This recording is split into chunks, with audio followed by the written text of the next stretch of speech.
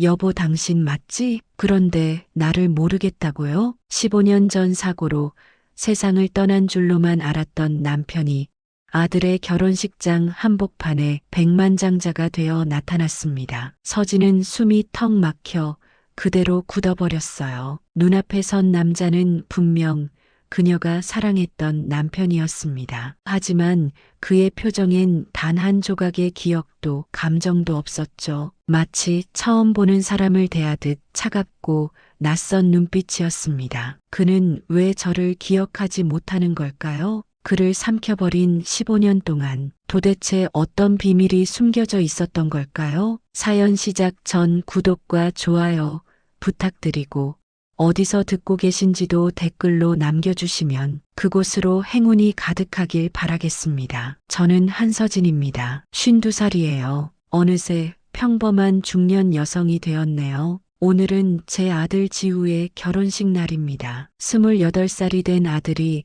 드디어 제 품을 떠나는 날이에요. 남편 없이 홀로 버텨가며 키워낸 세월이 떠올라 그 아이의 뒷모습만 봐도 눈시울이 저절로 뜨거워졌습니다. 기쁘고 자랑스러운데 이상하게도 가슴은 자꾸만 저려왔습니다. 결혼식장 안은 화려했습니다. 백합 꽃다발이 통로를 가득 채웠고 하얀 리본이 의자마다 매달려 있었어요. 신부 측 하객이 절반, 신랑 측이 절반이었는데 저는 신랑 측 맨 앞자리에 앉아 있었죠. 혼자였습니다. 제 옆자리는 비어 있었어요. 15년 전 남편은 폭발 사고로 죽었습니다. 그날 이후 저는 혼자였어요. 남편 없이 어떻게 살아야 할지 막막했습니다. 15년을 그렇게 살았어요. 그게 전부였습니다. 지우가 초등학교에 들어갈 때도, 중학교 졸업식 때도, 대학 입학할 때도 제 옆자리는 비어 있었어요. 아버지가 없다는 게 뭔지 저는 너무 잘 알았습니다. 하지만 오늘은 달랐어요. 오늘만큼은 행복해야 했죠. 제 아들이 새 가정을 꾸리는 날이니까요. 식은 순조롭게 진행됐어요. 하객들이 자리에 앉았고 음악이 잔잔하게 흘러나왔습니다. 사회자가 밝은 목소리로 말했어요. 이제 신랑이 입장하겠습니다. 저는 손수건을 꺼내 들었죠. 눈물이 날 것 같았거든요. 문이 열렸습니다. 지우가 들어왔어요. 턱시도를 입은 아들이 천천히 걸어오고 있었죠. 저는 웃음을 지으려 했습니다. 하지만 그때였어요. 지후 뒤로 누군가 따라 들어왔습니다. 중년 남자였어요.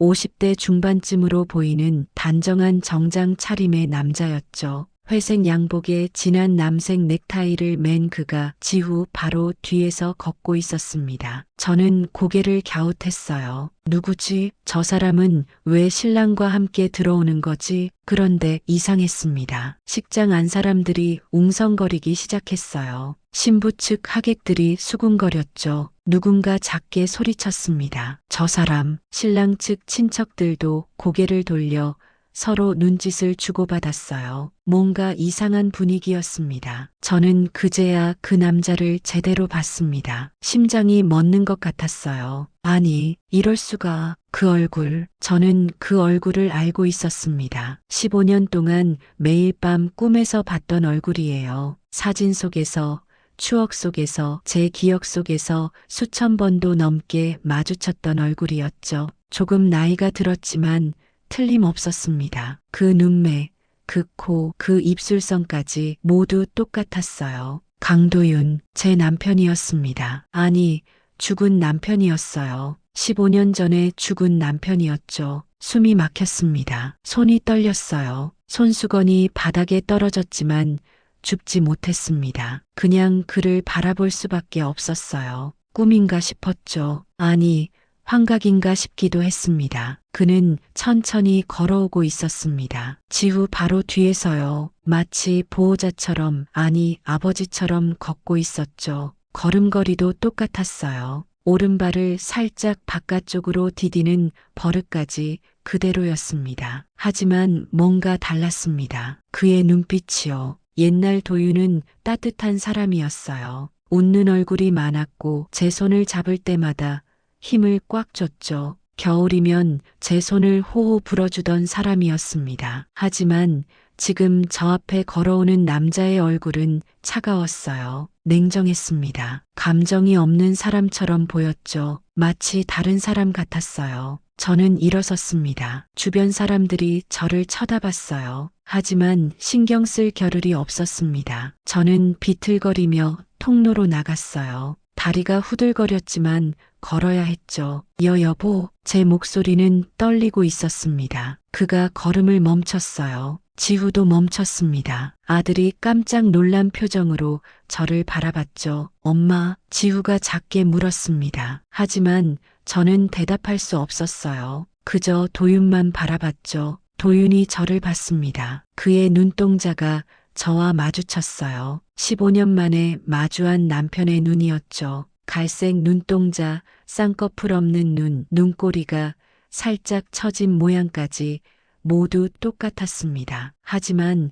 그 눈은 낯설었습니다. 그는 천천히 고개를 가웃거렸어요. 마치 저를 처음 보는 사람처럼요. 그러더니 정중하게, 아주 정중하게 말했습니다. 죄송합니다. 저를 아시는 분입니까? 식장이 조용해졌습니다. 모두가 숨을 죽였어요. 저는 그 자리에서 얼어붙었죠. 뭐라고? 저를 모른다고? 저를? 도윤이잖아요. 당신 강도윤이잖아요. 제 목소리가 점점 커졌습니다. 당신 죽었잖아요. 15년 전에 장례도 치렀어요. 유골함도 집에 있다고요. 사람들이 웅성거리기 시작했어요. 누군가 핸드폰을 꺼내 들었습니다. 찍는 소리가 여기저기서 들렸죠. 신부 측 친척 중 한 명이 크게 말했어요. 저게 무슨 일이야? 도윤은 여전히 무표정했습니다. 그는 고개를 살짝 숙이더니 말했어요. 잘못 보신 것 같습니다. 저는 강도윤이 아닙니다. 그 순간이었습니다. 뒤편에서 여자 한 명이 급히 뛰어왔어요. 30대 후반으로 보이는 단정한 정장 차림의 여성이었죠. 긴 머리를 뒤로 묶은 그녀는 높은 하이힐을 신고도 빠르게 달려왔습니다. 그녀는 도윤 앞을 가로막으며 제게 날카롭게 말했어요. 회장님, 여기 계시면 안 됩니다. 가시죠. 회장님? 저는 멍하니 그 여자를 바라봤어요. 그녀는 도윤의 팔을 잡았습니다. 마치 그를 보호하려는 것처럼요. 그리고 다시 한번 제게 쏘아붙였죠. 이 자리는 회장님께서 계실 곳이 아닙니다. 혼란을 드려 죄송합니다. 도윤은 여자의 손을 뿌리치지 않았습니다. 오히려 그녀를 따라 돌아서려 했어요. 저는 소리쳤습니다. 도윤아, 나야, 서진이야, 한서진. 하지만 그는 돌아보지 않았습니다. 그냥 걸어 나갔어요. 그 여자와 함께요. 제 다리가 풀렸어요. 그대로 주저앉았습니다. 지우가 달려왔어요. 엄마, 아들이 저를 붙잡았죠. 하지만 저는 정신이 없었습니다. 눈앞이 흐려졌어요. 귀에서 윙윙 소리가 났습니다. 마지막으로 본 건 도윤의 뒷모습이었습니다. 그리고 그 옆에서 그를 지키듯 서 있던 여자의 차가운 눈빛이었죠. 저는 그대로 기절했습니다. 정신을 차렸을 때 저는 병실에 누워 있었습니다. 하얀 천장이 보였어요. 형광등 불빛이 눈부셨죠. 고개를 돌리자 지우가 보였습니다. 아들은 의자에 앉아 고개를 숙이고 있었어요. 손으로 얼굴을 감싸고 있었죠. 지우야, 제가 부르자 아들이 확 고개를 들었습니다. 엄마, 지우가 달려와 제 손을 잡았어요. 괜찮아요? 물 드릴까요? 저는 고개를 저었습니다. 결혼식은 어떻게 됐어? 지우의 얼굴이 굳었어요. 아들은 한참을 말없이 저를 바라보더니 작게 대답했습니다. 중단됐어요. 예상했던 대답이었습니다. 하지만 가슴이 아팠어요. 아들의 인생에서 가장 중요한 날을 제가 망쳐버린 겁니다. 미안해 엄마가 엄마 때문에. 지우가 제 손을 꽉 쥐었습니다. 엄마 잘못 아니에요. 근데 엄마, 아들이 떨리는 목소리로 물었어요. 저 사람이 정말 아버지예요? 저는 대답할 수 없었습니다. 그랬어요. 분명 도윤이었죠. 하지만 동시에 아니었습니다. 저를 모르는 도윤,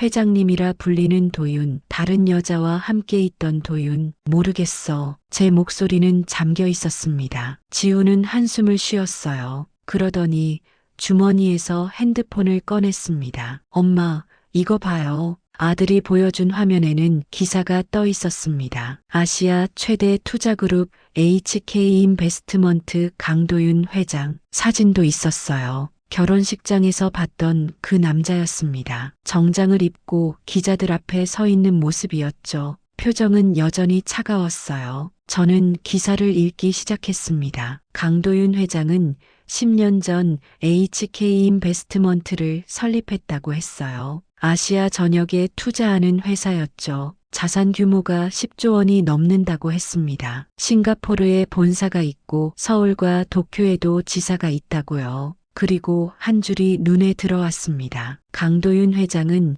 15년 전 기억을 잃은 채 발견됐으며 과거에 대한 기록이 전혀 없다. 손이 떨렸습니다. 기억을 잃었다고요? 엄마, 지우가 조심스럽게 물었습니다. 아버지가 정말 죽은 거 맞아요? 장례식 때 관에 정말 아버지가 있었던 거예요? 저는 눈을 감았습니다. 15년 전 그날이 떠올랐어요. 폭발 사고였습니다. 도윤이 일하던 건설 현장에서 가스 폭발이 일어났다고 했죠. 경찰이 집에 찾아왔어요. 유족 확인을 부탁한다고 했습니다. 저는 영안실로 갔습니다. 하얀 천으로 덮인 시신이 있었어요. 경찰이 천을 걷었죠. 얼굴 일부가 심하게 손상돼 있었지만 저는 알아봤습니다. 도윤의 몸이었어요. 키도 같았고 손도 같았습니다. 왼쪽 손목에 있던 작은 점까지 똑같았죠. 맞습니다. 제 남편입니다. 저는 그렇게 말했어요. DNA 검사도 했습니다. 일치한다고 했죠. 신원 확인서에 서명했어요. 장례를 치렀습니다. 화장을 했죠.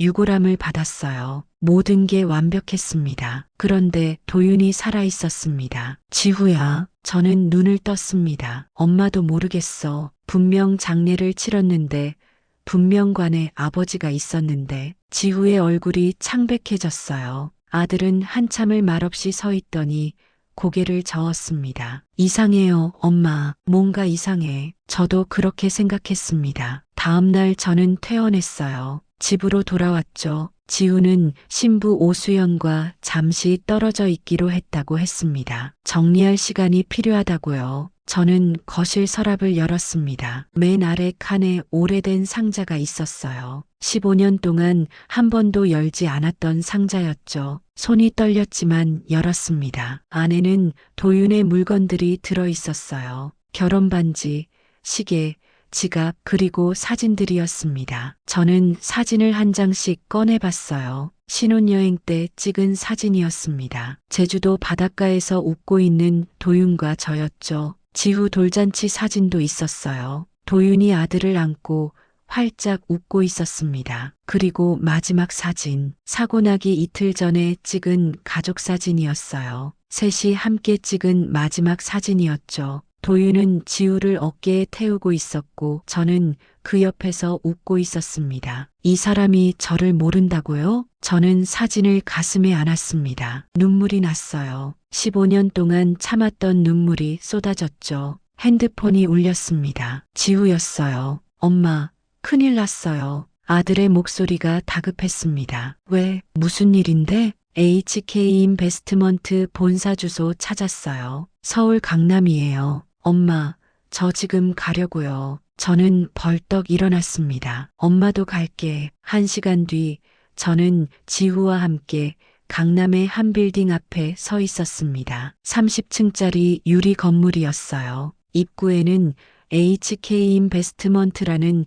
금색 간판이 붙어 있었죠. 저희는 로비로 들어갔습니다. 리셉션 데스크에 여직원이 앉아 있었어요. 저는 다가가서 말했습니다. 강도윤 회장님을 만나러 왔습니다. 여직원이 저희를 위아래로 훑어봤어요. 그러더니 정중하게 말했죠. 예약이 있으신가요? 없습니다. 하지만 꼭 만나야 해요. 급한 일입니다. 죄송하지만 예약 없이는 만나실 수 없습니다. 지후가 나섰습니다. 저 강도윤 회장의 아들입니다. 강지후예요. 여직원의 표정이 굳었어요. 그녀는 잠시 망설이더니 내선 전화를 들었습니다. 누군가와 짧게 통화하더니 고개를 저었죠. 회장님께서 면회를 거절하셨습니다. 저는 목소리를 높였습니다. 거절이라니요. 저는 그 사람 아내예요. 15년 전에 죽은 줄 알았던 남편이라고요. 죄송합니다만 그때였습니다. 엘리베이터 문이 열렸어요. 누군가 나왔습니다. 결혼식장에서 봤던 그 여자였어요.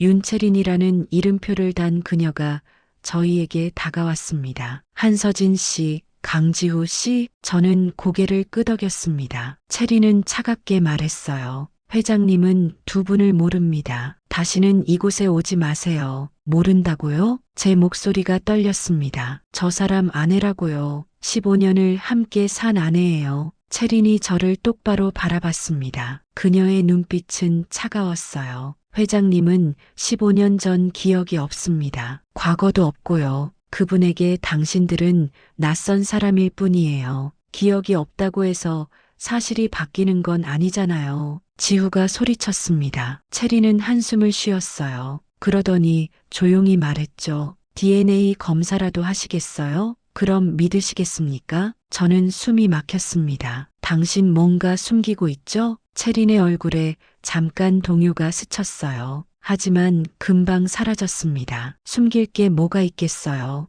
회장님은 당신들을 모릅니다. 그게 전부예요. 그녀는 돌아서서 엘리베이터로 향했어요. 저는 뛰어가서 그녀의 팔을 잡았습니다. 저 사람 정말 기억이 없어요? 아무것도? 채린이 저를 뿌리쳤습니다. 네, 아무것도요. 엘리베이터 문이 닫혔습니다. 저와 지우는 로비에 멍하니 서 있었어요. 경비원이 다가왔습니다. 나가주시겠습니까? 그가 정중하게 말했죠. 저희는 빌딩을 나왔습니다. 거리에는 사람들이 바쁘게 오갔어요. 차들이 지나갔죠. 세상은 여전히 돌아가고 있었습니다. 하지만 제 세상은 멈춰 있었어요. 도윤이 살아 있었습니다. 하지만 저를 기억하지 못했어요. 왜죠? 대체 15년 전에 무슨 일이 있었던 거죠? 그날 밤 저는 잠을 이루지 못했습니다. 침대에 누워 천장을 바라봤어요. 어둠 속에서 도윤의 얼굴이 떠올랐죠.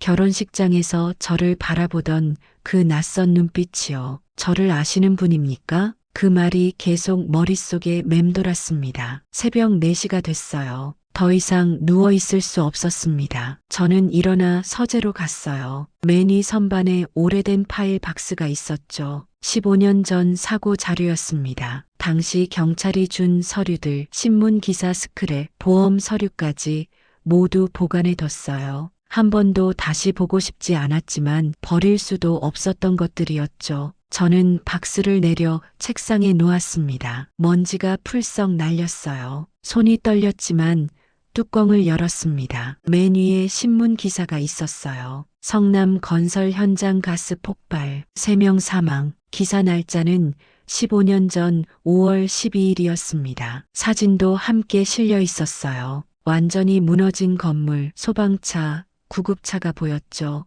기사를 읽기 시작했습니다. 사고는 오후 2시쯤 발생했다고 했어요. 지하 주차장 공사 중 가스관이 파열됐다고 했죠. 폭발로 인해 현장 인부 3명이 사망했다고요. 그중 한 명이 현장 감독이었던 강도윤이었습니다. 저는 다음 서류를 꺼냈어요. 경찰 보고서였습니다. 사망자 명단이 있었어요. 강도윤 40세, 신원 확인 완료, DNA 대조 결과 일치. 그런데 이상한 게 있었습니다. 보고서 작성자 이름이요. 담당 형사 박성철. 저는 이 이름을 기억했어요. 박성철 형사는 당시 저에게 매우 친절했던 사람이었죠. 장례식에도 왔었고요. 하지만 1년쯤 뒤 소식이 끊겼습니다. 저는 핸드폰을 꺼내 검색했어요. 박성철 형사. 하지만 아무것도 나오지 않았습니다. 연락처도 없었어요. 다시 서류를 뒤졌습니다. 사고 현장 사진이 나왔어요.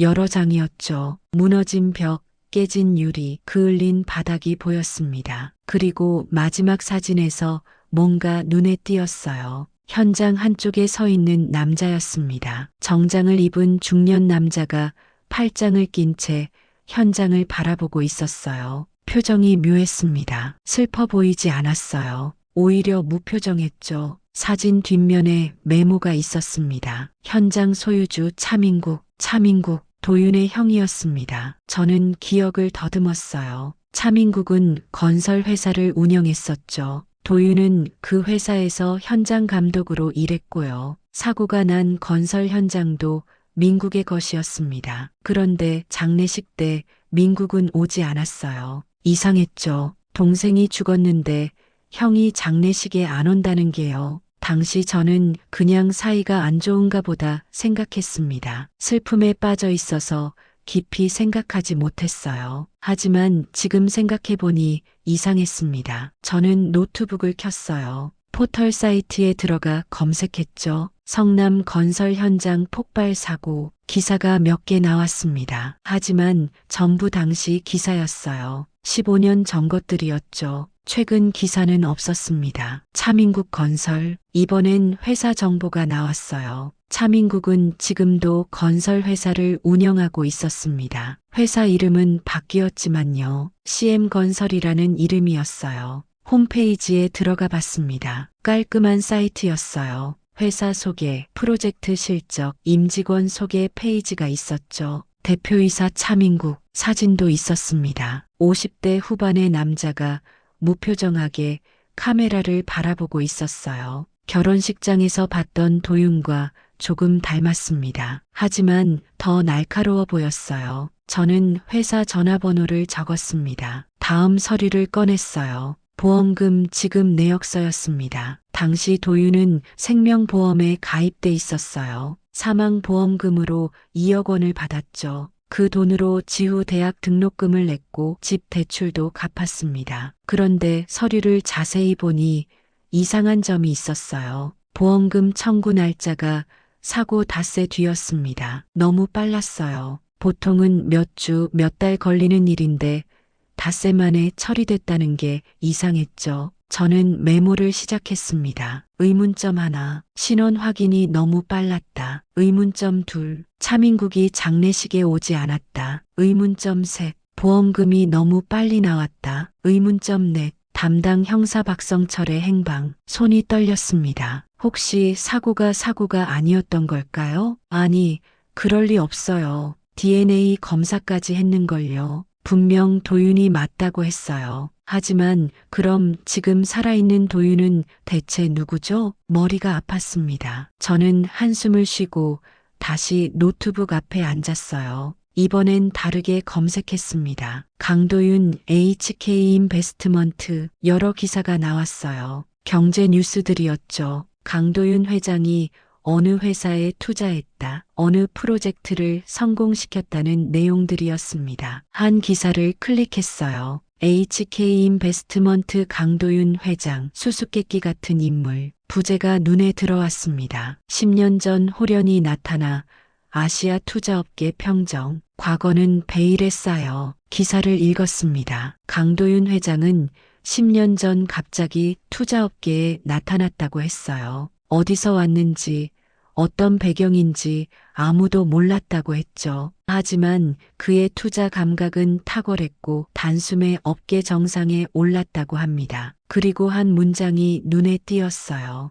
관계자에 따르면 강 회장은 15년 전 기억을 잃은 채 발견됐으며 신원을 확인할 방법이 없었다고 한다. 15년 전 바로 사고가 난 때였습니다. 저는 계산을 해봤어요. 사고가 5월 12일이었죠. 그리고 도윤이 투자업계에 나타난 게 10년 전이었습니다. 그럼 그 사이 5년은 뭘 한 거죠? 검색을 계속했습니다. 한 인터뷰 기사가 나왔어요. 2년 전 기사였습니다. 기자가 물었어요. 회장님의 과거가 궁금합니다. 도윤이 대답했죠. 기억나지 않습니다. 15년 전 일은 모두 잊었어요. 기자가 다시 물었습니다. 가족은 없으신가요? 도윤이 말했어요. 없습니다. 혼자입니다. 저는 화면을 멍하니 바라봤습니다. 혼자라고요? 아내가 있는데요. 아들이 있는데요. 눈물이 났습니다. 하지만 참았어요. 지금 울 때가 아니었죠. 저는 다시 옛날 서리로 돌아갔습니다. 뭔가 놓친 게 있을 거예요. 분명히요. 사고 현장 약도가 나왔습니다. 경찰이 그린 거였어요.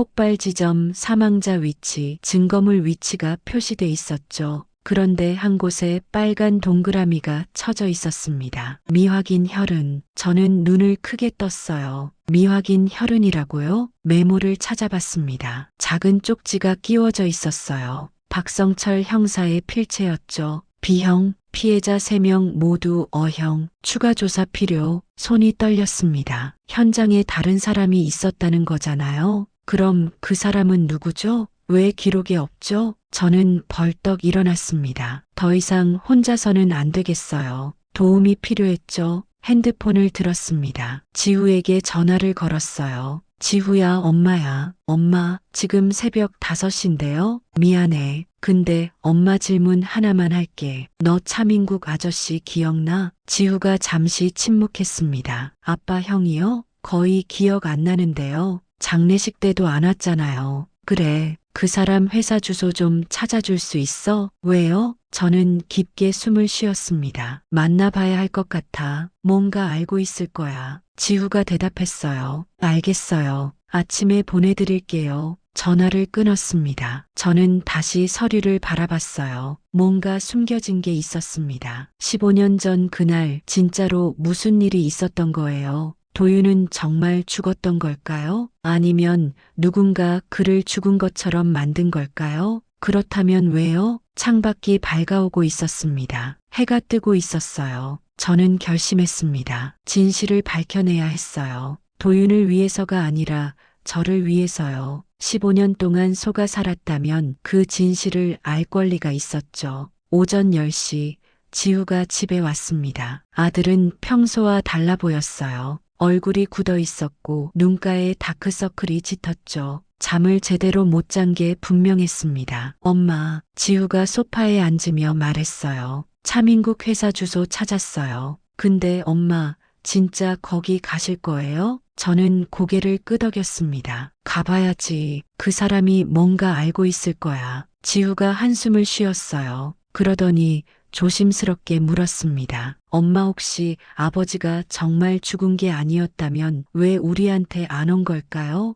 왜 기억을 잃은 척한 걸까요? 저는 대답할 수 없었습니다. 저도 같은 생각을 했거든요. 밤새도록요. 모르겠어. 하지만 분명 이유가 있을 거야. 이유요? 지우의 목소리가 높아졌습니다. 무슨 이유가 있으면 15년 동안 아내와 아들을 버려요? 무슨 이유가 있으면 재벌 회장이 돼서 딴 여자랑 다니면서 가족은 모른 척해요? 아들이 화가 났어요. 당연했죠. 저도 화가 났으니까요. 지우야, 엄마는 괜찮아요? 15년 동안 혼자 고생하면서 저 키웠잖아요. 밤늦게까지 일하고 주말에도 쉬지 못하고. 그런데 아버지는 편하게 재벌 회장 노릇하면서 우리 생각도 안 하고 살았어요. 지우의 눈에 눈물이 고였습니다. 전 아버지 없이 컸어요. 친구들이 아버지 얘기할 때마다 혼자 입 다물고 있었어요. 초등학교 운동회 때, 중학교 졸업식 때, 대학 입학식 때, 다른 애들은 아빠랑 같이 왔는데 전 엄마 혼자 오셨잖아요. 저는 가슴이 아팠습니다. 미안해, 지우야. 엄마가 왜 미안해요? 잘못한 건 아버지잖아요. 지우가 얼굴을 손으로 감쌌어요. 아들이 우는 모습을 본 게 얼마만인지 모르겠습니다. 초등학교 이후로는 처음이었어요. 저는 지우 옆에 앉았습니다. 아들의 등을 쓰다듬어 줬어요. 괜찮아. 다 괜찮아질 거야. 괜찮을 리 없어요. 지우가 고개를 들었습니다. 눈이 빨갛게 충혈돼 있었어요. 엄마, 전 결혼식이 망가진 것도 화가 나요. 근데 그보다 더 화가 나는 건 수연이에요. 수연이 신부 오수연 얘기였습니다. 지우가 떨리는 목소리로 말했어요. 결혼식 끝나고 수연이가 이상하게 행동했어요. 저한테 아무 말도 안 하고 전화도 안 받고 어제 겨우 만났는데 뭐라고 하던데? 아버지 얘기를 했어요. 강도윤 회장 말이에요. 저는 긴장했습니다. 수연이가 아버지를 알아? 지우가 고개를 끄덕였어요. 네, 그것도 아주 잘요. 수연이가 말했어요. 자기 아버지가 예전에 HK 인베스트먼트에서 일했대요. 그래서 강도윤 회장을 몇 번 본 적이 있다고요. 심장이 철렁했습니다. 그게 우연이야? 모르겠어요. 지후의 얼굴이 일그러졌습니다. 근데 엄마, 더 이상한 게 있어요. 수연이 아버지가 4년 전에 돌아가셨대요. 교통사고였다고 하는데, 그래서 제가 물어봤어요. 혹시 아버지 일 때문에 저한테 접근한 거냐고. 그랬더니 수연이가 울면서 부인하더라고요. 하지만 확신이 안 서요. 저는 한참 생각했습니다. 뭔가 연결되고 있었어요. 도윤, 차민국, 그리고 이제 수연까지요. 지후야, 수연이 아버지 이름이 뭔데? 오정민이요. 왜요? 저는 바로 노트북을 켰습니다. 검색창에 입력했어요. 오정민 HK 인베스트먼트 기사가 하나 나왔습니다. 4년 전 기사였어요. HK 인베스트먼트 재무이사 오정민 씨 교통사고로 사망. 기사를 읽었습니다. 오정민은 밤늦게 퇴근하다 고속도로에서 사고를 당했다고 했어요. 단독 사고였다고 했죠. 경찰은 과로로 인한 졸음운전으로 추정했다고 합니다. 하지만 기사 마지막 부분이 눈에 띄었어요. 유족 측은 사고에 의문을 제기했으나 추가 조사는 이뤄지지 않았다. 저는 지우를 바라봤습니다. 지우야, 혹시 수연이가 우리 집안 일을 물어본 적 있어? 글쎄요, 처음 만났을 때 아버지 얘기를 물어보긴 했어요. 저는 어릴 때 돌아가셨다고만 했는데 지우가 멈칫했습니다. 아, 맞다. 수연이가 물어봤어요. 어떻게 돌아가셨냐고. 저는 사고사라고만 했어요. 그 뒤로는 더 이상 안 물어봤어요. 근데 지금 생각해보니 이상해요. 왜 그렇게 자세히 물어봤을까요? 저는 확신했습니다. 수연은 뭔가 알고 있었어요. 그 순간 지우의 핸드폰이 울렸습니다. 아들이 화면을 봤어요. 수연이에요. 받아봐. 지우가 전화를 받았습니다. 여보세요? 저는 옆에서 듣고 있었어요. 수연의 목소리가 들렸습니다. 떨리는 목소리였죠. 지우야, 나 좀 만날 수 있어? 할 말이 있어. 무슨 말? 전화로는 못해. 직접 만나야 돼. 지우가 저를 쳐다봤어요. 저는 고개를 끄덕였습니다. 알았어. 어디서 만날까? 카페로 올게. 1시간 뒤 전화가 끊겼습니다. 지우가 저를 봤어요. 엄마, 같이 가실래요? 저는 고개를 저었습니다. 아니, 너 혼자 만나봐. 엄마가 있으면 수연이가 말 못할 수도 있어. 알겠어요. 1시간 뒤 지우가 나갔습니다. 저는 혼자 집에 남았어요. 창밖을 바라봤습니다. 햇살이 밝았어요. 하지만 제 마음은 어두웠죠. 모든 게 복잡하게 얽혀 있었습니다. 도윤의 사고, 차민국, 오정민의 죽음, 그리고 수연까지요. 우연일까요? 아니면 모두 연결돼 있는 걸까요? 2시간쯤 지났을 때 지우가 돌아왔습니다. 아들의 얼굴이 창백했어요. 손도 떨리고 있었죠. 지우야, 무슨 일이야? 지우가 소파에 주저앉았습니다. 엄마, 수연이가 말했어요. 뭐라고? 수연이 아버지가 죽기 전에 수연이한테 말했대요. 강도윤 회장이 위험한 사람이라고, 절대 가까이 가지 말라고. 저는 숨이 막혔습니다. 왜 위험하다고? 모른대요. 아버지가 자세히는 안 말했대요. 그냥 조심하라고만 했다고. 지우가 저를 똑바로 바라봤습니다. 근데 엄마, 더 충격적인 게 있어요. 뭔데? 수연이가 저한테 접근한 게 우연이 아니었어요. 제 심장이 쿵 떨어졌습니다. 무슨 말이야? 지우의 목소리가 떨렸어요. 수연이가 말했어요. 자기 아버지가 죽은 게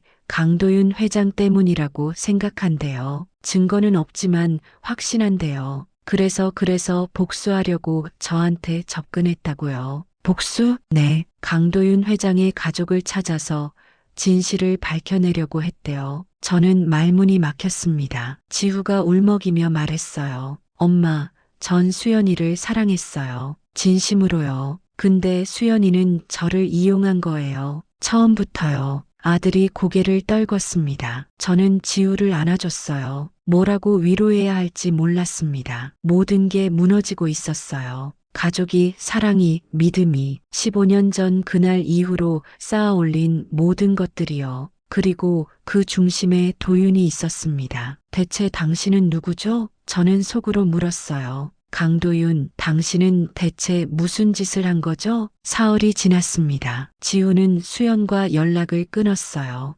결혼도 무산됐죠. 아들은 집에만 틀어박혀 있었습니다. 밥도 제대로 안 먹고 말도 없었어요. 저도 마찬가지였습니다. 차민국에게 연락하려고 했지만 용기가 안 났어요. 뭘 물어야 할지, 어떻게 시작해야 할지 막막했죠. 그러던 어느 날 오후 핸드폰이 울렸습니다. 모르는 번호였어요. 저는 받았습니다. 여보세요? 한서진 씨, 여자 목소리였습니다. 차갑고 날카로운 목소리였어요. 누구세요? 윤채린입니다. 심장이 쿵 했습니다. 도윤 옆에 있던 그 여자, HK 인베스트먼트 비서였던 그녀였어요. 무슨 일이세요? 만나고 싶습니다. 할 말이 있어요. 저는 잠시 망설였습니다. 하지만 거절할 이유가 없었어요. 알겠습니다. 언제 어디서 만날까요? 오늘 저녁 6시 강남역 근처 카페로 문자 보내드릴게요. 전화가 끊겼습니다. 저는 핸드폰을 쥔 채 멍하니 서 있었어요. 채린이 왜 저를 만나자는 걸까요? 무슨 할 말이 있다는 거죠? 6시.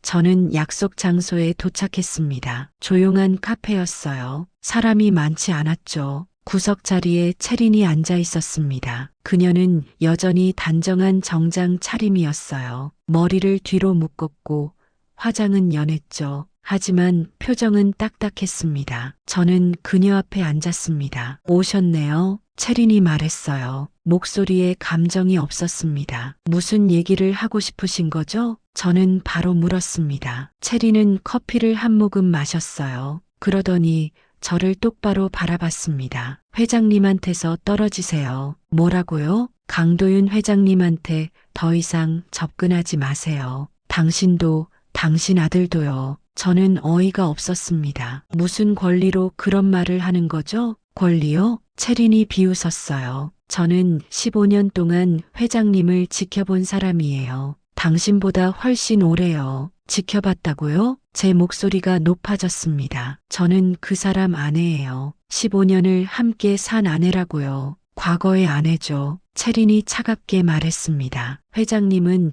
이미 다른 사람이에요. 당신이 알던 강도윤은 죽었어요. 10년 전에요. 저는 숨이 막혔습니다. 당신 뭘 알고 있죠? 15년 전에 무슨 일이 있었는지 알고 있잖아요. 채린의 얼굴에 잠깐 동요가 스쳤어요. 하지만 금방 사라졌습니다. 모릅니다. 회장님도 기억 못하는 일을 제가 어떻게 알겠어요. 거짓말 마세요. 저는 몸을 앞으로 숙였습니다. 당신은 뭔가 숨기고 있어요. 회장님을 보호한다는 명목으로요. 왜죠? 대체 뭐가 두려운 거예요? 채린이 입술을 깨물었습니다. 잠시 침묵이 흘렀어요. 그러더니 그녀가 조용히 말했습니다. 한서진 씨, 당신은 모르는 게 나아요. 뭐요? 진실을요. 채린의 눈빛이 흔들렸습니다. 진실을 알면 당신은 후회할 거예요. 모르는 게 나아요. 정말로요. 저는 그녀를 빤히 바라봤습니다. 당신은 도윤을 사랑하죠? 채린이 움찔했어요. 제가 보기엔 그래요. 단순한 비서가 아니에요. 당신은 그 사람을 사랑하고 있어요. 채린은 대답하지 않았습니다. 하지만 그녀의 손이 떨리고 있었어요. 저는 확신했습니다. 그래서 제가 나타난 게 싫은 거죠? 과거가 돌아올까봐 두려운 거예요. 맞아요. 채린이 갑자기 소리쳤습니다. 주변 사람들이 저희를 쳐다봤어요. 채린은 목소리를 낮췄죠. 맞아요. 저는 두려워요. 회장님이 과거를 기억하면 다시 위험해질까 봐요. 위험? 네, 위험이요. 채린의 눈에 눈물이 고였습니다. 회장님은 15년 전에 죽을 뻔했어요. 누군가 그분을 죽이려고 했죠. 그래서 기억을 잃은 채로 살아야 했어요. 안전하게요. 저는 숨이 멎는 것 같았습니다. 누가 죽이려고 한 거죠? 모릅니다. 채린이 고개를 저었어요. 회장님도 기억 못해요. 하지만 분명한 건 과거로 돌아가면 위험하다는 거예요. 그래서 기억을 막고 있는 거예요? 일부러요? 채린은 대답 대신 눈물을 닦았습니다. 저는 한참을 그녀를 바라봤어요. 그녀도 피해자였습니다. 도윤을 사랑하지만 가질 수 없는, 지키려고 하지만 진실은 말할 수 없는 여자였죠. 채린 씨, 저는 조용히 말했습니다. 저도 도윤을 지키고 싶어요. 하지만 진실을 숨기는 건 지키는 게 아니에요. 그건 가두는 거예요. 채린이 고개를 들었습니다. 회장님은 기억하고 싶어 하지 않아요. 그건 당신 생각이죠. 아니에요. 채린이 단호하게 말했습니다. 어제 회장님이 쓰러지셨어요. 뭐라고요? 환영을 받대요. 낯선 여자가 울고 있는 모습을 어린아이가 아빠라고 부르는 소리를요. 그리고 누군가 자기를 밀어내는 장면을요. 제 심장이 뛰기 시작했습니다. 그게 기억이 돌아오는 거잖아요. 아니에요. 채린이 소리쳤습니다. 그건 고통이에요. 회장님은 두통으로 쓰러지셨어요. 기억이 돌아올수록 더 아파하세요. 저는 그게 너무 싫어요. 그녀가 울기 시작했습니다. 저는 10년 동안 회장님을 봤어요. 아무것도 기억 못하고 과거도 없고 혼자인 그분을요. 그래도 열심히 사셨어요. 새로운 삶을 만드셨죠. 그런데 이제 와서 왜 과거를 들춰내려고 하는 거예요? 저는 가슴이 아팠습니다. 하지만 물러설 수 없었어요. 채린 씨, 저도 15년 동안 혼자였어요. 남편을 잃고 아들을 키우고 살아남았죠. 그런데 그 남편이 살아있었어요. 저한테도 진실을 알 권리가 있어요. 채린이 저를 바라봤습니다. 눈물로 범벅이 된 얼굴이었어요. 한서진 씨 제발요. 돌아가세요. 회장님한테서 떨어지세요. 그게 모두를 위한 거예요. 안 돼요. 저는 고개를 저었습니다. 저는 포기할 수 없어요. 도윤도 진실도요. 채린이 한숨을 쉬었습니다. 그녀는 가방에서 명함을 꺼냈어요. 이거 받으세요. 명함에는 병원 이름이 적혀 있었습니다. 서울신경정신과의원. 회장님이 다니는 병원이에요. 담당 의사 이름도 적혀 있어요. 저는 명함을 받았습니다. 왜 이걸 주는 거죠? 제가 막을 수 없을 것 같아서요. 채린이 일어났습니다. 어차피 당신은 포기 안 할 거잖아요. 그럼 차라리 제대로 알아보세요. 회장님 상태를요. 그녀가 가방을 들었어요. 하지만 명심하세요. 기억이 돌아오면 회장님은 다시 위험해져요. 그 책임은 당신한테 있어요. 채린이 카페를 나갔습니다. 저는 혼자 남았어요. 손에 쥔 명함을 바라봤습니다. 떨렸습니다. 도윤이 환영을 본다고요? 기억이 돌아오고 있다고요? 그럼 만날 수 있을까요? 예전처럼요? 하지만 채린의 말이 머릿속을 맴돌았습니다. 위험하다고요. 대체 누가 왜 도윤을 죽이려고 한 걸까요? 저는 명함을 가방에 넣었습니다. 내일 병원에 가봐야겠어요. 도윤의 상태를 확인하고 의사와 얘기해야 했습니다. 진실이 뭐든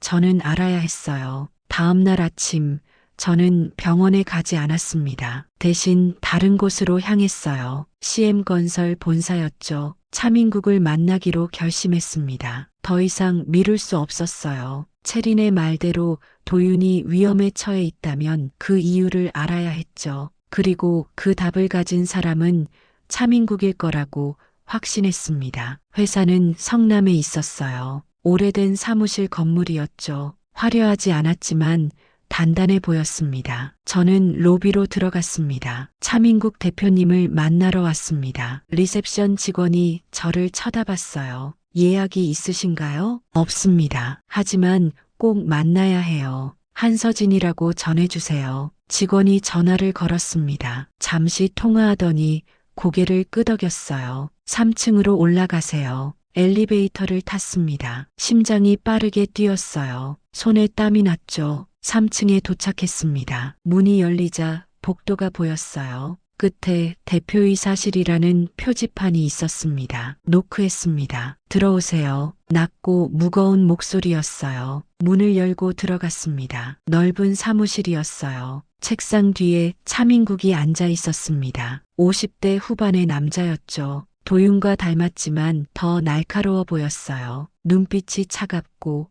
인매가 굳어 있었습니다. 앉으세요. 민국이 의자를 가리켰습니다. 저는 앉았어요. 그가 저를 가만히 바라봤습니다. 불편한 시선이었죠. 한서진 씨, 오랜만이네요. 네, 마지막으로 본 게 15년 전이었죠. 도윤 장례식 전날이었나요? 저는 고개를 끄덕였습니다. 그날을 기억했어요. 민국이 집에 찾아왔었죠. 조의금을 전하러 왔다고 했습니다. 하지만 장례식엔 오지 않았어요. 무슨 일로 오셨습니까? 민국이 물었습니다. 감정이 없는 목소리였어요. 도윤 얘기를 하러 왔어요. 도윤? 민국의 눈썹이 올라갔습니다. 제 동생 말인가요? 죽은 지 15년 된 동생요? 죽지 않았어요. 저는 똑바로 말했습니다. 살아있어요. 당신도 알고 있죠? 민국의 얼굴이 굳었습니다. 잠시 침묵이 흘렀어요. 그가 한숨을 쉬었습니다. 아시는군요. 네, 알아요. 도윤이 HK 인베스트먼트 회장으로 살고 있다는 것도요. 민국이 몸을 뒤로 기댔습니다. 팔짱을 꼈죠. 그래서 어쩌자는 겁니까? 진실이 알고 싶어요. 15년 전에 무슨 일이 있었는지요. 모릅니다. 민국이 단호하게 말했습니다. 저도 도윤이 살아있다는 걸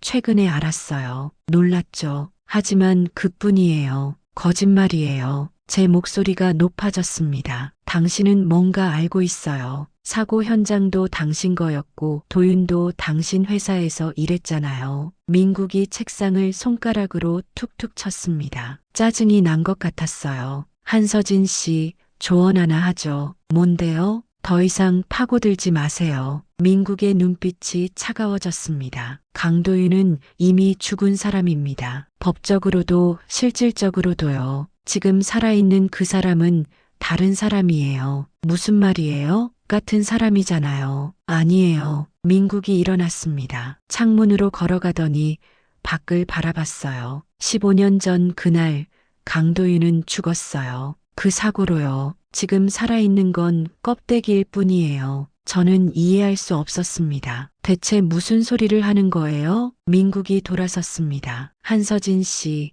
당신이 알면 당신 아들까지 위험해집니다. 심장이 철렁했습니다. 지후가 왜 위험해요? 강도윤 주변은 위험해요. 과거도 현재도요. 민국이 다가왔습니다. 저와 가까운 거리에 섰죠. 15년 전 사고는 사고가 아니었어요. 누군가 도윤을 죽이려고 했죠. 누가요? 모릅니다. 아니, 말할 수 없어요. 민국의 목소리가 떨렸습니다. 하지만 그들은 아직 살아있어요. 그리고 만약 도윤이 과거를 기억하면 다시 노릴 겁니다. 저는 숨을 삼켰습니다. 당신 공범이에요? 민국이 움찔했습니다. 아니에요. 거짓말. 저는 일어났습니다. 당신은 뭔가 숨기고 있어요. 도윤을 지키는 척하면서요. 지키는 게 맞아요. 민국이 소리쳤습니다. 저는 제 동생을 지키고 있어요. 당신이 나타나기 전까지는요. 그가 책상 서랍을 열었습니다. 봉투 하나를 꺼냈어요. 저에게 던졌죠. 이거 보세요. 저는 봉투를 열었습니다. 안에 사진들이 들어 있었어요. 15년 전 사고 현장 사진이었습니다. 하지만 제가 본 것과 달랐어요. 더 자세했죠. 한 장을 자세히 봤습니다. 폭발 지점 근처에 뭔가 보였어요. 작은 장치 같은 거였습니다. 이게 뭐예요? 폭발 장치예요. 민국이 차갑게 말했습니다. 가스 폭발이 아니었어요. 누군가 설치한 폭탄이었죠. 저는 손이 떨렸습니다. 그럼 경찰은요? 왜 이걸 못 찾았어요? 찾았죠. 민국이 웃었습니다. 비웃음이었어요. 하지만 묻혔어요. 누군가 압력을 넣었죠. 그래서 단순 가스 폭발 사고로 처리됐어요. 누가 그런 짓을 해요? 권력 있는 사람들이요. 민국이 사진을 회수했습니다. 한서진 씨, 당신은 모르는 게 나아요. 도윤도, 저도 모두가 그렇게 바랍니다. 안 돼요. 저는 고개를 저었습니다. 저는 포기 못해요. 도윤은 제 남편이에요. 진실을 알 권리가 있어요. 민국이 한숨을 쉬었습니다. 그는 다시 책상으로 가서 뭔가를 적었어요. 쪽지를 저에게 건넸죠. 이 사람을 찾아가세요. 쪽지에는 이름과 주소가 적혀 있었습니다. 박성철, 인천 연수구 담당 형사였어요. 15년 전 사고를 조사했던 그 형사요. 박성철 형사요? 이 사람 어디 있는지 몰랐는데 은퇴했어요. 지금은 인천에서 살고 있죠. 민국이 저를 바라봤습니다. 그 사람한테 가서 물어보세요. 15년 전 진실을요. 저보다 더 많이 알 겁니다. 왜 당신은 안 말해주는 거예요? 저는 민국의 목소리가 갈라졌습니다. 저는 동생을 지키고 싶을 뿐이에요. 과거에도 지금도요. 그가 고개를 돌렸습니다. 이제 가세요. 그리고 다시는 여기 오지 마세요. 저는 쪽지를 쥐고 사무실을 나왔습니다. 복도를 걷는데 다리가 후들거렸어요. 민국의 말이 머릿속을 맴돌았습니다. 폭탄이었다고요? 누군가 도윤을 죽이려고 했다고요? 엘리베이터를 탔습니다. 문이 닫히는 순간 민국이 창문 너머로 저를 바라보는 게 보였어요. 그의 눈빛엔 두려움이 있었습니다. 무엇이 그를 그렇게 두렵게 만드는 걸까요? 저는 쪽지를 다시 봤습니다. 박성철 형사, 내일 인천으로 가야겠어요. 진실을 알아야 했습니다. 도윤을 위해서가 아니라 저를 위해서요. 그리고 지우를 지키기 위해서요. 다음 날 아침 인천행 기차를 타기 전에 전화가 왔습니다. 채린이었어요. 한서진 씨, 목소리가 급했습니다. 다급했어요. 무슨 일이에요? 회장님이 병원에 입원하셨어요. 심장이 철렁했습니다. 뭐라고요? 무슨 일인데요? 어젯밤에 쓰러지셨어요. 기억 때문에요. 환영이 더 심해졌고 두통도 극심해졌어요. 저는 숨을 삼켰습니다. 지금 어느 병원이에요? 채린이 주소를 알려줬습니다. 강남의 대학병원이었어요. 지금 갈게요. 전화를 끊고 택시를 탔습니다. 인천은 나중에 가야 했어요. 지금은 도윤이 먼저였죠. 40분쯤 걸렸습니다. 병원에 도착해서 병실을 찾았어요. 1인실이었습니다. 문 앞에 채린이 서 있었어요. 그녀는 저를 보자 복잡한 표정을 지었습니다. 들어가셔도 돼요. 하지만 뭐예요? 회장님이 이상해요. 계속 혼잣말을 하세요. 서진아, 지후야, 그런 이름들을요. 가슴이 뛰었습니다. 저는 병실 문을 열었습니다. 도윤이 침대에 누워 있었어요. 창백한 얼굴이었죠. 이마에 땀이 맺혀 있었고 눈을 감고 있었습니다. 저는 조심스럽게 다가갔습니다. 도윤아, 작게 불렀어요. 도윤이 눈을 떴습니다. 멍한 눈빛이었어요. 저를 보더니 고개를 갸웃했죠. 당신 누구죠? 여전히 저를 기억 못했습니다. 하지만 뭔가 달랐어요. 예전처럼 차갑지 않았어요. 혼란스러워 보였죠. 저예요. 한서진. 저는 침대 옆 의자에 앉았습니다. 결혼식장에서 봤던 사람이에요. 도윤이 천천히 고개를 끄덕였습니다. 아, 맞아요. 그때 그 사람. 그가 눈을 감았어요. 이마를 짚었죠. 머리가 아파요. 계속 이상한 게 보여요. 뭐가 보이는데요? 여자가 울고 있어요. 하얀 드레스를 입고요. 바닷가에서요. 제 숨이 멎었습니다. 신혼여행 때였어요. 제주도 바닷가에서 저는 하얀 드레스를 입었었죠. 사진을 찍다가 도윤이 장난을 쳐서 제가 울었던 적이 있었습니다. 그리고 아이도 보여요. 도윤이 떨리는 목소리로 말했습니다. 작은 아이가 제 다리를 붙잡아요. 아빠, 아빠 하면서요. 근데 얼굴이 안 보여요. 흐릿해요. 눈물이 났습니다. 지우였어요. 어렸을 때 지우는 도윤을 정말 좋아했죠. 늘 다리를 붙잡고 떨어지지 않았어요. 도윤아, 제가 손을 뻗었습니다. 그의 손을 잡았어요. 도윤이 눈을 떴습니다. 저를 봤죠. 이상해요. 당신을 보면 가슴이 아파요. 왜요? 모르겠어요. 그냥 슬퍼요. 당신한테 미안한 것 같아요. 눈물이 뺨을 타고 흘렀습니다. 기억나요? 저를요? 도윤이 고개를 저었습니다. 아니요. 근데 낯설지가 않아요. 그가 제 손을 꽉 쥐었어요. 제가 당신한테 나쁜 짓을 한 것 같아요. 그게 계속 머릿속에 맴돌아요. 아니에요. 저는 고개를 저었습니다. 당신은 아무 잘못 없어요. 당신도 피해자예요. 도윤이 눈물을 흘렸습니다. 처음 보는 모습이었어요. 결혼식장에서 봤을 땐 감정이 없는 사람 같았는데 지금은 달랐죠. 10년 전에 무슨 일이 있었던 거죠? 그가 물었습니다. 저는 입술을 깨물었습니다. 말해야 할까요? 지금 말하면 도윤이 더 힘들어할 텐데요. 하지만 거짓말할 수 없었어요. 사고가 있었어요. 폭발 사고요. 당신은 죽은 줄 알았어요. 모두가요. 도윤의 눈이 커졌습니다. 죽었다고요? 네, 저는 장례까지 치렀어요. 유골함도 받았고요. 그럼 저는 도윤이 떨렸습니다. 어떻게 살아있는 거죠? 그게 저도 모르겠어요. 당신도 기억 못하고요. 도윤이 침대에서 일어나려고 했습니다. 하지만 비틀거렸어요. 저는 그를 붙잡았죠. 천천히 해요. 안 돼요. 기억해야 해요. 도윤이 다급하게 말했습니다. 제가 누군지,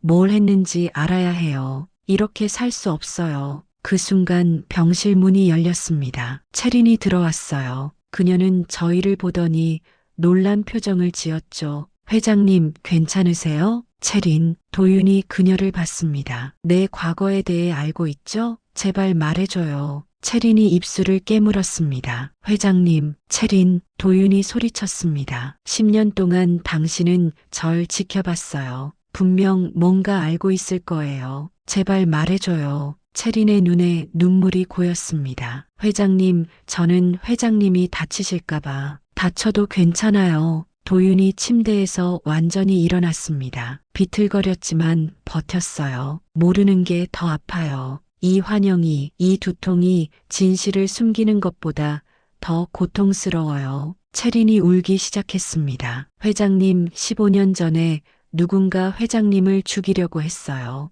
도윤이 굳었습니다. 누가요? 모릅니다. 하지만 회장님 형이 연루돼 있을 수도 있어요. 형? 도윤이 중얼거렸습니다. 차민국 그 사람이 제 형이라고요? 네. 채린이 고개를 끄덕였습니다. 사고는 그분 건설 현장에서 일어났어요. 그리고 사고 후 모든 증거가 사라졌죠. 도윤이 벽에 기댔습니다. 얼굴이 더 창백해졌어요. 그럼 저는 형한테 버림받은 거예요? 아무도 대답하지 못했습니다. 도윤이 저를 봤습니다. 당신은 제 아내였다고 했죠? 네. 아이도 있었고요? 네. 아들이요. 강지후예요. 도윤이 눈을 감았습니다. 눈물이 흘렀어요. 미안해요. 정말 미안해요. 저는 그에게 다가갔습니다. 그를 안아줬어요. 괜찮아요. 당신 잘못이 아니에요. 도윤이 제 품에서 울었습니다. 어른 남자가 아이처럼 울고 있었어요.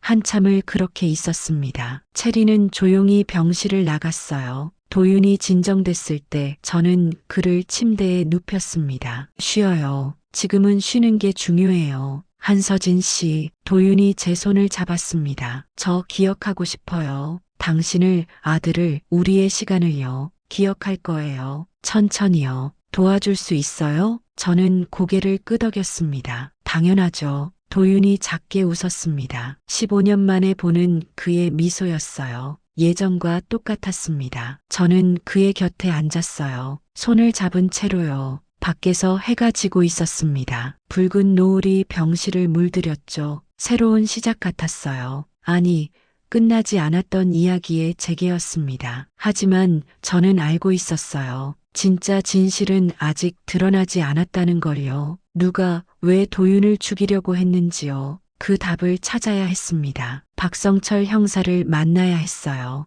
이틀 뒤 저는 인천으로 향했습니다. 도윤은 병원에서 퇴원했어요. 많이 좋아졌죠. 기억은 아직 완전히 돌아오지 않았지만 조각조각 떠오르고 있었습니다. 저는 혼자 가기로 했어요. 도윤에게는 말하지 않았죠. 아직 그가 진실을 감당할 준비가 됐는지 확신이 안 섰거든요. 인천 연수구 조용한 주택가였습니다. 박성철 형사의 집은 작은 2층 주택이었어요. 대문 앞에서 잠시 망설였습니다. 손이 떨렸죠. 벨을 눌렀습니다. 잠시 후 문이 열렸어요. 60대 초반으로 보이는 남자가 나왔습니다. 머리가 희끗희끗했고 얼굴에 주름이 깊었어요. 누구시죠? 박성철 형사님이세요? 남자가 경계하는 표정을 지었습니다. 옛날 직함인데요. 지금은 은퇴했습니다만 한서진이라고 합니다. 15년 전에 강도윤 사건을 담당하셨죠?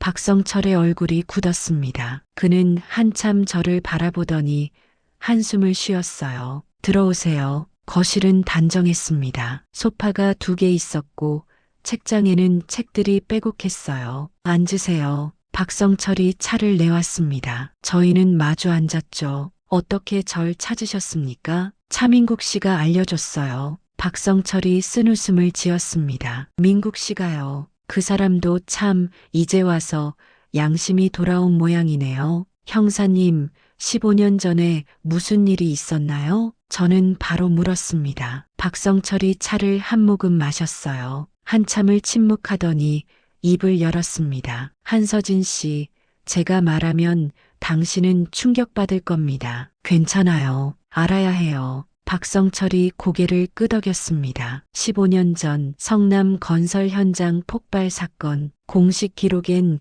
가스 폭발이라고 돼 있죠. 하지만 그건 거짓말입니다. 알아요. 폭탄이었죠? 박성철이 놀란 표정을 지었어요. 어떻게? 차민국 씨가 사진을 보여줬어요. 그렇군요. 박성철이 한숨을 쉬었습니다. 맞습니다. 폭탄이었어요. 누군가 고의로 설치한 거였죠. 목표는 강도윤 씨였습니다. 가슴이 철렁했습니다. 왜요? 도윤이 뭘 잘못했는데요? 잘못한 게 아니에요. 알아버린 거죠. 뭐요? 박성철이 일어났습니다. 책장에서 낡은 파일 하나를 꺼냈어요. 저에게 건넸죠. 이거 보세요. 파일을 열었습니다. 안에는 문서들이 들어 있었어요. 회계장부, 계약서, 이메일 출력물들이었죠. 이게 뭐예요? CM건설의 비리 증거입니다. 박성철이 설명했습니다. 15년 전 차민국 씨는 대형 건설 프로젝트를 따냈어요. 정부 발주 사업이었죠. 하지만 자금이 부족했습니다. 그래서 불법적인 방법을 썼어요. 무슨 방법이요? 자금 횡령과 불법 대출이요. 그리고 자재비를 빼돌렸죠.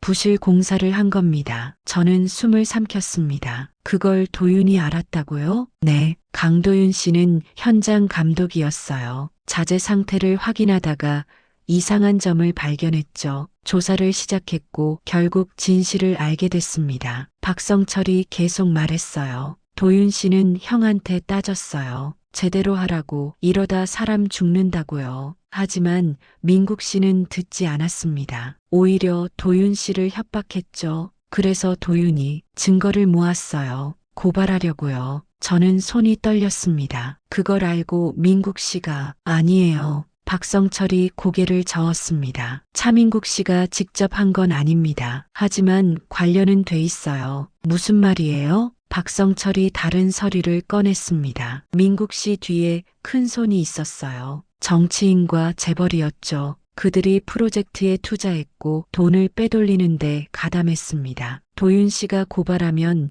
그들도 다 무너지는 거였어요. 그래서 그들이 도윤을 죽이려고 한 거군요. 네, 박성철이 슬픈 표정을 지었습니다. 폭탄은 전문가가 설치했어요. 하지만 실패했죠. 도윤 씨는 중상을 입었지만 살았어요. 그럼 관에 있던 시신은 누구였어요? 현장 인부 중 한 명이었습니다. 그 사람이 도윤 씨 대신 죽은 거예요. DNA는 조작됐습니다. 저는 어지러웠습니다. 조작이라고요? 네. 위에서 압력이 들어왔어요. 경찰청 고위층까지 연결돼 있었죠. 저는 저항했지만 소용없었어요. 결국 사건은 단순 가스 폭발로 종결됐고 저는 좌천됐습니다. 박성철이 눈을 감았습니다. 한서진 씨, 정말 죄송합니다. 제가 당신 남편을 지키지 못했어요. 저는 눈물이 났습니다. 하지만 참았어요. 그럼 도윤은 어떻게 된 거예요? 살아 있었다면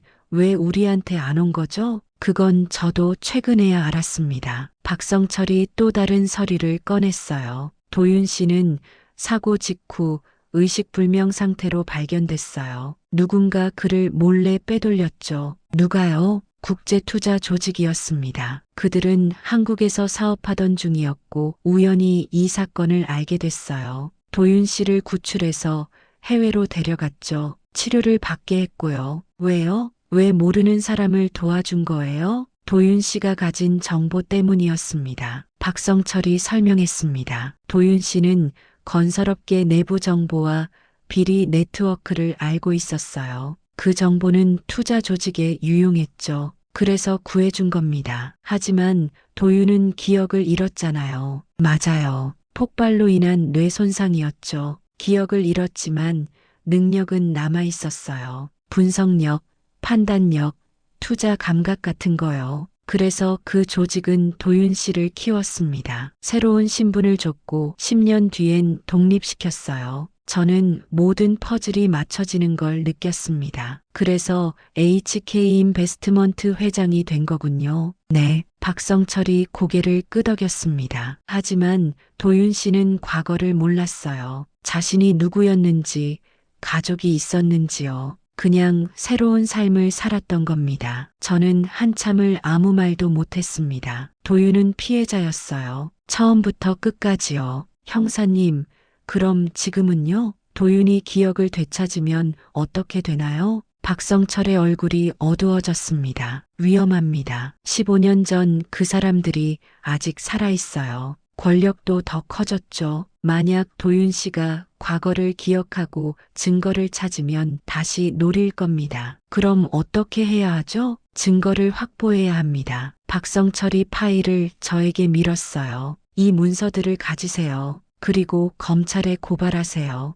도윤 씨와 함께요. 이번엔 묻히지 않게 언론에도 알리고요. 형사님도 도와주실 거죠? 박성철이 고개를 끄덕였습니다. 당연하죠. 10년 동안 제 양심이 아팠어요. 이제 바로잡을 때입니다. 저는 파일을 꼭 안았습니다. 감사합니다. 집으로 돌아오는 길 저는 도윤에게 전화했습니다. 도윤 씨 만날 수 있어요? 서진 씨 무슨 일이에요? 할 말이 있어요. 중요한 거예요. 알겠어요. 어디서 만날까요? 우리 집으로 와요. 지우도 만나야 해요. 저녁 도윤이 왔습니다. 지우도 있었어요. 아들은 긴장한 표정이었죠. 저는 모든 걸 설명했습니다. 박성철 형사가 말해준 진실을요. 도윤은 듣는 내내 아무 말도 하지 않았어요. 얼굴이 창백해졌죠. 끝까지 듣고 나서 도윤이 말했습니다. 그럼 제 형이 직접 손을 쓴 건 아니에요. 하지만 알고 있었고 막지 않았어요. 도윤이 고개를 떨궜습니다. 지우가 물었어요. 엄마, 우리 어떻게 해야 해요? 저는 파일을 테이블에 놓았습니다. 싸워야죠. 진실을 밝혀야 해요. 도윤이 저를 봤습니다. 위험할 거예요. 알아요. 저는 그의 손을 잡았습니다. 하지만 이대로 살 수는 없어요. 당신도 저도 지우도요. 도윤이 제 손을 꽉 쥐었습니다. 서진아, 처음이었어요. 제 이름을 제대로 부른 게요. 미안해. 정말 미안해. 괜찮아요. 저는 웃었습니다. 이제 시작이에요. 끝이 아니라요. 지우도 저희 손을 잡았어요. 셋이 함께 있었습니다. 10년 만에요. 창밖으로 별이 보였어요. 맑은 밤하늘이었죠. 다음 날 저희는 검찰에 고발장을 제출했습니다. 박성철 형사도 함께 했어요. 언론에도 제보했죠. 일주일 뒤 차민국이 조사를 받기 시작했습니다. 10년 전 사건이 재수사됐어요. 한 달 뒤 차민국과 관련자들이 구속됐습니다. 진실은 드러났어요. 도윤의 기억도 조금씩 돌아왔습니다. 완전히는 아니었지만 중요한 것들은 기억했어요. 저를, 지우를 함께했던 시간들을요. 어느 날 저녁 도윤이 말했습니다. 서진아, 다시 시작할 수 있을까? 저는 그를 바라봤어요. 무엇을요? 우리요. 가족이요. 저는 한참 생각했습니다. 10년이 지났어요. 너무 많은 게 변했죠. 하지만 변하지 않은 것도 있었어요. 천천히 해요. 서두르지 말고요. 도윤이 웃었습니다. 고마워. 밖에서 지우가 불렀어요. 엄마, 아빠, 저녁 먹어요. 저희는 식탁에 앉았습니다. 셋이서요. 밥을 먹으면서 저는 깨달았어요. 행복은 완벽함에서 오는 게 아니라는 걸요. 상처를 딛고 다시 만나는 것, 진실을 마주하는 것, 그리고 함께 걷는 것에서 온다는 걸요. 15년이 지났지만 저희는 다시 만났습니다. 늦었지만 끝은 아니었어요. 새로운 시작이었죠. 그리고 이번엔 아무도 저희를 떼어놓을 수 없을 거예요. 저희 가족은 15년이라는 시간을 잃었지만 진실을 되찾았습니다. 늦었지만 다시 시작할 수 있었어요. 때론 인생이 우리를 떼어놓지만 진실은 결국 우리를 다시 만나게 하더라고요. 여러분은 언제 포기하지 않길 잘했다고 느끼셨나요? 댓글로 이야기 나눠주세요. 그리고 좋아요와 구독 부탁드립니다.